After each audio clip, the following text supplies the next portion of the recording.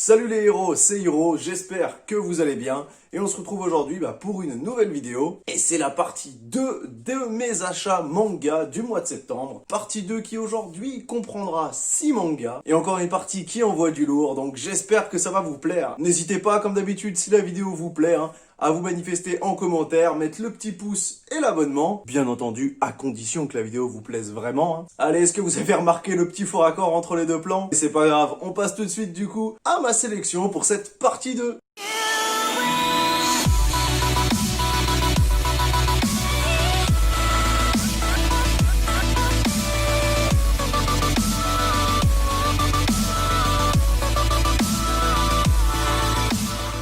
Et allez, on commence avec du lourd, du très lourd, puisque je vais vous présenter le tome 21 de One Punch Man. Pour les quelques-uns qui vivent dans une grotte et qui ne connaissent pas One Punch Man, eh bien, il s'agit du héros qui porte très bien son nom, puisque c'est le personnage, le héros, capable de one-shot tout le monde avec, paf, une petite patate. Voilà, peu importe l'ennemi, peu importe sa taille, sa puissance, une patate et c'est terminé. Forcément, c'est un manga satirique qui se moque un petit peu, on va dire, des clichés basiques qu'on peut retrouver autour des shonen. Parce que c'est vrai que la plupart du temps, eh bien, les shonen commencent avec un héros très nul, avec très peu de pouvoir, et à la fin, le gars a des pouvoirs démesurés, il peut faire des boules de feu qui explosent des univers. Et bien là, ils ont pris le truc à contre-pied et dès le premier tome, on a un personnage capable de one-shot absolument tout le monde qui est déjà en God mode. Alors forcément, ça en fait rager certains puisqu'il y a toujours le petit débat qui est plus fort, Son Goku, Superman. En vrai, on s'en fout, c'est vraiment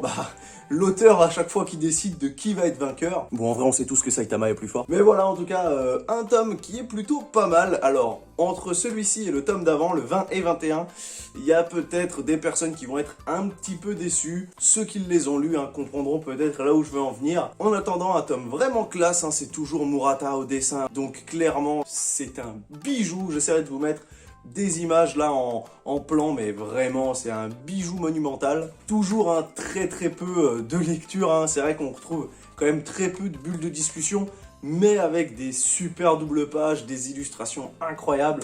Vraiment le dessin de Murata est juste oufissime. L'œuvre originale, vous savez, c'est One, le fameux One, qui dessine du coup l'œuvre originale, avec bien entendu ses propres talents de dessinateur. Pour ceux qui connaissent Mob Psycho, eh bien Mob Psycho est un manga qui lui est dessiné par One, et on voit bien entendu que ce n'est pas un dessinateur, mais pourtant, Mob Psycho est plutôt bon comme manga.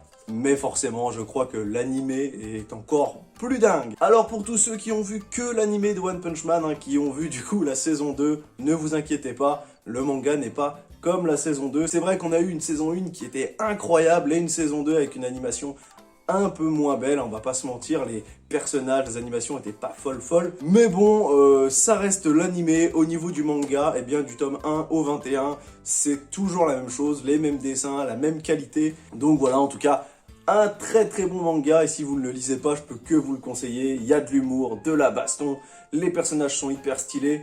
Et en plus, les 3 derniers tomes, eh bien, ont un petit secret. Si vous prenez en fait directement le tome et que vous le faites glisser comme ça, eh bien, vous allez avoir une continuité. Et ce qui va vous permettre en fait d'avoir, avec le tome donc 19, 20 et 21, une sorte de grand poster. Donc celui-là, c'est le dernier avec Saitama. Et on a un autre petit poster derrière, celui-ci qui met en scène les filles, mais en mode bikini. Perso, je préfère plus les trucs badass, donc c'est vrai que les 3 côte à côte avec du coup l'image principale, c'est beaucoup plus stylé. Mais c'est une bonne idée, même si malheureusement, je pense pas que beaucoup de personnes rangent leur manga comme ça, les 3 côte à côte. J'aurais bien aimé que dans le tome, ils nous mettent le poster définitif. En tout cas, voilà, One Punch Man, du très lourd. N'hésitez pas, si vous n'avez pas lu, si vous n'avez pas regardé, à vous jeter dessus. Allez, on continue ma sélection du mois de septembre avec le tome numéro 2, et il s'agit donc de My Hero Academia, le tome 25. Un tome beaucoup plus sombre, beaucoup plus bresson que tout ce qu'on a eu jusqu'à maintenant. J'ai l'impression que l'auteur commence un tout petit peu à changer de ligne directive. On avait l'habitude d'un My Hero Academia un peu enfantin. Beaucoup disaient que c'était vraiment trop gamin comme manga. Encore une fois, je déteste cette expression de gamin. Mais là, vraiment, on est en train de partir sur autre chose. Donc je me dis, est-ce que l'auteur a pas envie justement d'avoir une fin un peu plus tragique, des choses un peu plus gore? En tout cas, ce tome-là annonce du très lourd pour la suite et du flippant. Et je peux pas parier que tout le monde finira en vie dans ce manga. Mais en attendant, un très bon tome et un très bon manga et animé. C'est pour moi un des meilleurs du moment. Alors je sais que beaucoup de gens vont trigger en disant mais c'est une honte et tout, mais non, très clairement, des derniers gros shonen sortis, je pense que celui-là est un incontournable, on va pas se mentir. L'œuvre originale, c'est Kohei Horikoshi au scénario et au dessin. Et clairement, j'adore le petit style, tellement que j'ai même les tomes de Barrage, un très vieux manga de Kohei Horikoshi, mais qui était du coup en seulement 2 volumes. On reconnaît très bien la patte entre les personnages, donc c'est plutôt cool. Mais voilà, en tout cas, My Hero Academia, bon, je vous le conseille, mais je pense que beaucoup de personnes d'entre vous qui verront cette vidéo ont déjà craqué pour ce manga. Au passage, tome 25, donc, qui dit peut-être bientôt la fin du manga, puisque je crois que l'auteur avait dit qu'il n'y en aurait pas tant que ça. De base, il avait prévu une 20aine de tomes, il a dit qu'il allait continuer un peu, mais on sait pas, peut-être qu'il y aura juste une 30aine de tomes. À voir. Pour ma 3e sélection, on est sur Heroes Mashima, et le petit jeu de mots, parce que son nom c'est Hiro, comme moi, Hiro Mashima. Et là on a Mashima Hero, et c'est un manga qui reprend les 3 protagonistes principaux des 3 gros mangas de Hiro Mashima. On a le personnage donc de Fairy Tail, très connu, de Eden Zero, et de Rave. Pour ce personnage-là, eh bien, je n'ai pas lu le manga. Je crois d'ailleurs que le style graphique est totalement différent. Je m'étais un peu renseigné dessus. Mais voilà, pour les autres, je pense que Natsu de Fairy Tail, vous connaissez, c'est sûr. Et le Shiki de Eden Zero, pour ceux qui lisent actuellement Eden Zero, je pense que voilà, c'est un peu plus récent, donc peut-être que d'autres personnes connaissent. Pour ma part, je l'ai pas encore lu. Alors normalement, c'est un one-shot. Franchement, j'ai hâte de voir ce que ça vaut, parce que j'aime beaucoup, moi, Hiro Mashima, même si c'est le maître du recyclage. On a à peu près les mêmes prénoms, les mêmes persos dans tous ces univers. Par exemple, eh bien, je sais que dans Rave, normalement, il y a l'espèce de petit bonhomme de neige qu'on retrouve dans Fairy Tail et qui est, je crois, également présent dans Eden Zero. Et pareil pour Happy, donc le petit chat, qui est le compagnon de Natsu dans Fairy Tail. Et d'ailleurs, petite info, je crois que Shiki est également le nom du personnage principal de Monster Hunter, puisqu'il y a un Monster Hunter qui a été dessiné par Hiro Mashima, et donc je me dis que encore une fois, un petit peu de recyclage puisque les 2 héros ont le même nom. On s'attend donc à un bon crossover où les 3 personnages principaux vont former une équipe et déblayent toute forme d'ennemis qu'ils vont trouver devant eux. Je sais pas encore vraiment ce que raconte l'histoire et j'ai pas encore lu le petit synopsis derrière parce que j'ai pas trop envie de me spoiler. Mais en tout cas, si vous êtes fan de Hiro Mashima et de ses œuvres en général, je peux que vous conseiller ce livre. Peut-être que je reviendrai dessus une fois que je l'aurai terminé pour vous dire « Oula les gars, c'est juste du fanservice ». Finalement, laissez tomber. Mais en attendant, je verrai bien, j'ai hâte de m'y mettre. Allez, on continue cette sélection avec le 4e manga, un tout petit peu plus gore et un tout petit peu plus différent que l'univers coloré de Hiro Mashima, puisqu'on va parler de Chainsaw Man. Chainsaw Man, c'est vraiment un manga coup de cœur pour moi cette année. Le 4e tome, et clairement, je surkiffe l'univers, les personnages. Le dessin est très saccadé, très gore, très vénère, mais assez stylé. Le héros principal donc, pour ceux qui connaissent un tout petit peu, est un humain qui va fusionner plus ou moins avec un démon et qui va du coup avoir la possibilité de se transformer en homme tronçonneuse, d'où le Chainsaw Man. Assez stylé, un personnage donc comme ça avec une tête un peu mécanique, un peu métallisée, avec une grosse tronçonneuse qui sort de son crâne et de ses bras et qui sera là pour défoncer des monstres hyper badass. Franchement, j'aime beaucoup le personnage principal, on s'y attache quand même assez vite, avec son histoire un peu triste, et c'est vrai que bon, c'est un peu un gars qui est un peu paumé dans la vie, on a l'impression en fait qu'il découvre tout. Il y a un petit côté fanservice, un petit côté... voilà, on sent que voilà, le personnage est un petit peu pervers quand même sur les bords, mais il y a eu dans mes souvenirs, dans le tome 3, un énorme retournement de situation sur un truc, donc franchement, celui-là me hype de dingue et il faut vite que je le lise pour savoir un peu comment ça termine. C'est un manga de Tatsuki Fujimoto et il est édité chez Kaze et je vois ici Kaze Shonen Up.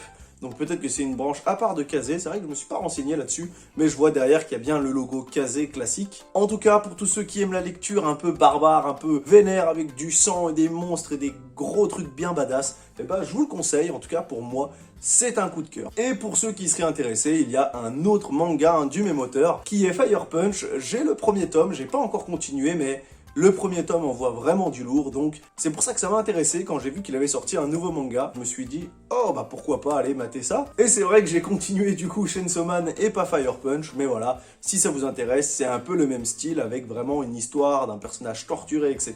Je vous laisse regarder si ça vous intéresse vraiment Chainsaw Man et Fire Punch. Allez, on continue avec le 5e tome de ma sélection et on va parler de Dr Stone, le tome numéro 12. Alors Dr Stone, c'est un gros coup de cœur que j'ai eu il y a plusieurs mois à sa sortie. C'est vraiment quelque chose qui change totalement de ce qu'on a l'habitude de voir. Au scénario, on retrouve Ichiro Inagaki. Au dessin, je pense que vous connaissez, si vous êtes fan de manga, le dessinateur, puisqu'il s'agit de Boichi, qui a fait Sunken Rock, Origins, etc. Et clairement, c'est du très très lourd en termes de dessin, en termes de design. Je crois que l'animé, puisqu'il y a eu un animé, est un petit peu moins égal, surtout au niveau des animations, mais clairement c'est un chef-d'œuvre. Pour ceux donc qui auraient lu Origin ou qui connaissent un petit peu l'univers de Boichi, faut savoir qu'il a vraiment un univers basé sur la chimie, des choses comme ça. Enfin, je sais que même dans Origin, le personnage, il a vraiment ce genre de questionnement un peu scientifique, etc. Et là, c'est totalement un manga centré là-dessus. Donc vraiment du très très lourd. Moi je surkiffe vraiment Dr Stone. Le personnage est vraiment cool. Les personnages secondaires aussi sont assez bien écrits. Même les personnages féminins, c'est vrai que c'est compliqué dans certains mangas. Je trouve qu'il y a des personnages féminins qui sont juste là en remplissage. Mais là on a des personnages quand même assez charismatiques, assez forts, etc. Donc je trouve que tout le monde a une belle personnalité. Et forcément tout ce qui est lié à la chimie, aux choses scientifiques, ça change totalement et ça donne vraiment un super bon cocktail, tant en termes d'histoire que en termes de réflexion de personnages, et ça donne vraiment un côté savant fou au héros principal qui est vraiment cool. J'ai le tome 12 mais j'en suis pas encore là moi au niveau de mes lectures, j'essaye d'avancer doucement parce que c'est toujours très frustrant d'un coup de finir un tome et de se dire bon allez il faut que j'attende encore 3-4 mois que la suite sorte. Donc lui je me laisse quelques tomes d'avance à chaque fois parce que j'ai ce truc de d'un coup, je vais dévorer 3 tomes à la suite. En tout cas, Dr Stone, vraiment une pépite. Si vous connaissez pas, n'hésitez pas, foncez. Et si vous êtes un peu sceptique, n'hésitez pas à vous renseigner avant, puisque ça plaira pas forcément à tout le monde. Bon, on termine avec un gros classique. Je pense que c'est un classique parmi les classiques, que c'est vraiment une référence. Je l'avais pas encore commencé en manga, alors c'est vrai que je connais déjà pas mal l'histoire, les personnages, etc. Mais j'avais jamais pris le pas de commencer à acheter les mangas, et je veux bien sûr parler de Berserk. Et oui, Berserk les gars, un des mangas les plus populaires, gore et en même temps très très vénère de l'histoire du manga, et en plus un des plus beaux bijoux en termes de dessin vraiment. On retrouve bien sûr Kentaro Miura au dessin et au scénario, et c'est vraiment un chef-d'œuvre. Bien entendu, c'est pour public averti, il y a des choses qui peuvent choquer tout simplement le public le plus jeune, donc si vous êtes vraiment jeune, je vous conseille pas spécialement de lire Berserk, mais voilà, si vous avez les tripes bien accrochées, alors je pense que c'est un incontournable, et je pense pour la plupart que si vous regardez cette vidéo, vous connaissez déjà Berserk. Si vous connaissez Berserk pour son magnifique animé en CGI, eh ben vous inquiétez pas, ça n'a rien à voir, l'animé est totalement à l'opposé de ce qui se fait dans le manga. Et c'est clairement une grosse version aseptisée du manga. Même certains passages sont vraiment pas bien retransmis. Et donc on voit pas tout ce que l'auteur a vraiment voulu décrire. Notamment certaines morts qui sont pas du tout faites pareil. Et où du coup le côté surprise, le côté « Oh mon dieu, t'es sérieux de la scène ?» n'arrive pas puisque c'est assez lent à se mettre en place, etc. On voit vraiment trop venir les choses. Là, rien de mieux que l'œuvre originale. En tout cas, Berserk, vraiment du très lourd. Un monde post-apocalyptique, des gros monstres, un héros bien badass, des scènes gore, mais pas que, pour un manga vraiment excellent et incontournable. C'est pour ça qu'il rejoint ma petite manga tech ce mois-ci. Voilà qui conclut cette deuxième partie de mes achats manga du mois de septembre. 6 gros tomes encore que je vous présente aujourd'hui. Et c'est pas terminé puisque normalement il y aura encore 2 parties. Du très lourd encore à venir et quelques petites déceptions, vous verrez. Mais soyez patients, ça arrivera normalement très bientôt. Comme d'habitude, je vous remercie pour tous ceux qui sont restés jusqu'à la fin de cette vidéo.